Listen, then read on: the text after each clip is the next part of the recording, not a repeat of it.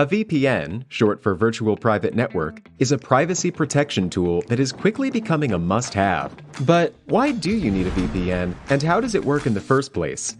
A VPN helps your data travel through the internet safely, without big companies or cybercriminals being able to spy on your online activities.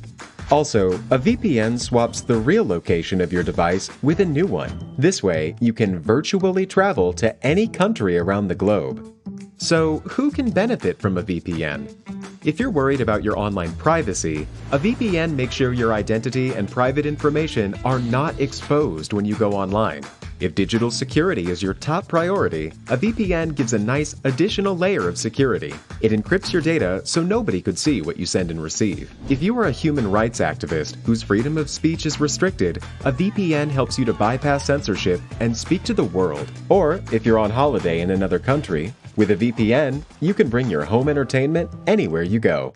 Here's a pro tip: check out Surfshark VPN. It has everything you need in a premium VPN, awesome speeds, and industry-leading protection that covers all of your devices. All you have to do is click connect.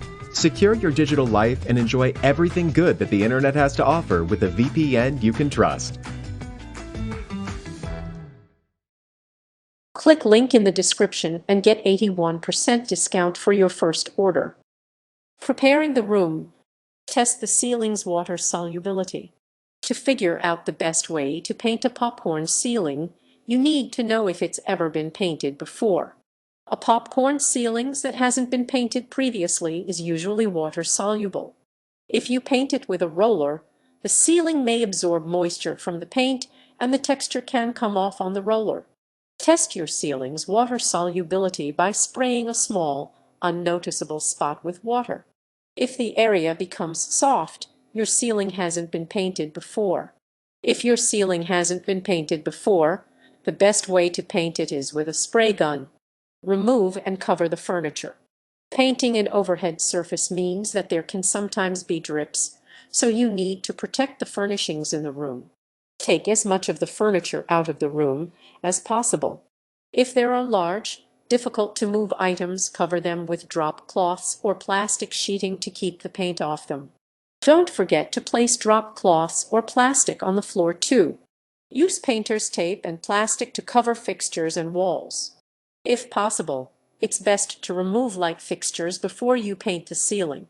However, if you can't, make sure to wrap them completely in masking paper and painter's tape.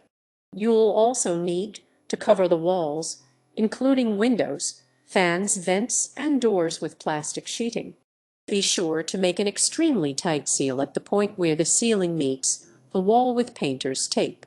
If you're painting the walls along with the ceiling, you obviously don't have to worry about covering them and creating a seal with paint. You still need to cover the fixtures, windows, doors, and baseboards, though. A tight seal is especially important if you're planning to spray the ceiling. You can go with a looser seal when you're rolling on the paint. Have the right safety gear. Before you move on to making ceiling repairs or painting the ceiling, make sure that you have the proper safety equipment to protect yourself. When you're working on an overhead surface, it's easy for debris, paint, and other materials to fall in your face. Always wear a dust mask and safety eye mask or glasses. It's also a good idea to wear a hat to cover your head. You'll also want to make sure that you're wearing old clothing or disposable coveralls that you don't mind ruining. Make any necessary ceiling repairs. Once the room is covered in plastic, it's important to fix any damage to the ceiling before you start painting. For small areas that require repair, you can use a can of spray acoustic texture. For larger areas, you'll likely need to use powder texture that mixes with water and apply with a pneumatic hopper. Spray acoustic texture works best on areas of damage that are 16 inches by 16 inches or less. If your ceiling has never been painted before, you can remove damaged areas by applying water to them and scraping away the damage. Make sure to seal any areas of water damage with an oil-based stain-blocking primer. When you're checking the ceiling for damage, keep an eye out for dust, dirt, and other debris. Use a feather duster to remove it. Getting the paint ready. Choose the right finish. When you're painting a popcorn ceiling, paint with a flat or matte finish is usually the best option because it won't draw attention to any areas with uneven texture. However, if you prefer a satin or semi-gloss finish, you can usually use those without any problem. If the ceiling is in a room that is prone to humidity, such as a bathroom or kitchen, a satin or semi-gloss finish paint is actually the best option. Try to use as high quality a paint as you can afford. The better the paint, the less you'll have to use and the less effort it'll take to apply it. While you may pay more for a single can of high-quality paint, you'll need less to cover the ceiling, so you can get away with buying fewer cans. Decide on the best color. White is the traditional paint color for ceilings because it keeps the focus on the walls. It can also help brighten up the room and make low ceilings appear higher. However, you may opt for another light color for your ceiling, such as a pale yellow or gray. It's best not to use the same color on the walls, though. Using a dark color can be a good option if your ceiling is high and gives the room an imposing feeling. A richer shade on the ceiling can help make the space feel warmer and cozier. Thin the paint. Acrylic paint works best on popcorn ceilings, but if you apply it straight, it will be too sticky and actually wind up pulling some of the texture from the ceiling. To make it more workable, thin the paint before applying it.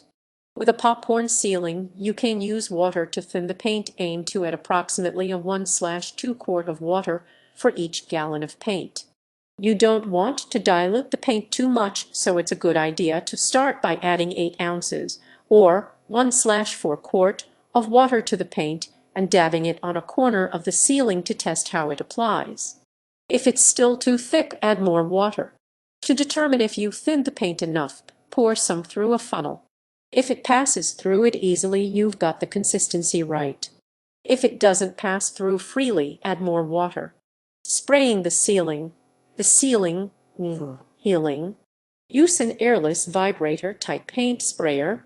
When you're painting a ceiling, an airless paint sprayer usually works best because it fans the paint out in droplets to help evenly coat the surface. When you're working on an overhead surface, such as a ceiling, you want to choose a model that has a suction set and a portable paint reservoir instead of the usual jar. A sprayer that comes with a backpack-type setup is usually the most convenient. If you don't paint regularly, there's no need to purchase a paint sprayer.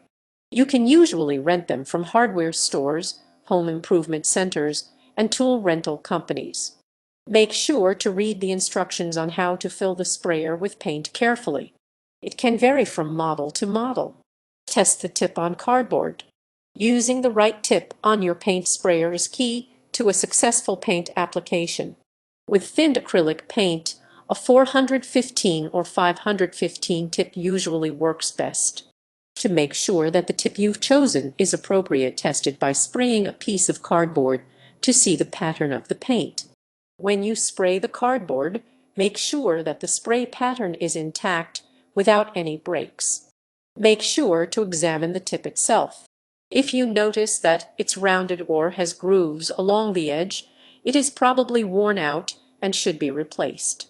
Spray in one direction. When your paint sprayer is ready, it's time to spray the ceiling. Step up on a ladder so you can comfortably hold the nozzle approximately 1 foot from the ceiling. For the first coat, spray the paint onto the ceiling in a single direction, moving in a steady motion. Be sure to hold the sprayer so it's perpendicular to the ceiling. When you finish with one strip of the ceiling, overlap the painted section with your next pass over the surface for the most complete coverage. Apply a second coat in the opposite direction. After you've finished spraying the entire ceiling in the first direction, you'll want to apply a second coat. This time, move the spray over the ceiling in the opposite direction of the first coat. Allow the paint to dry for approximately 1 to 2 hours between coats. If the ceiling looks patchy after 2 coats, you may want to apply a third coat in third direction for more complete coverage. Using a roller, choose a roller with large nap. For the best paint application with a roller,